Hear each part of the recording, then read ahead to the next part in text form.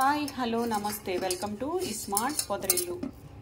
ఎవరైనా అతిథులు వచ్చినప్పుడు అప్పటికప్పుడు మీకు మసాలా కూర అనేది ఉంటే కనుక ఇలా చేసి పెట్టేసేయండి.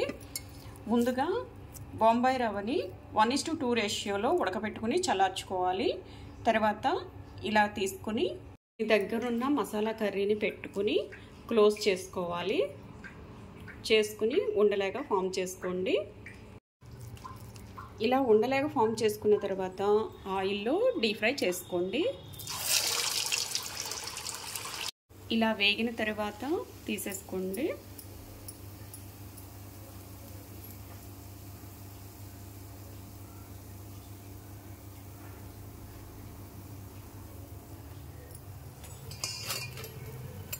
ఇలా పేపర్ మీద వేసుకోవడం వల్ల ఆయిల్ అనేది అబ్జర్వ్ చేసేస్తుందండి పేపరు.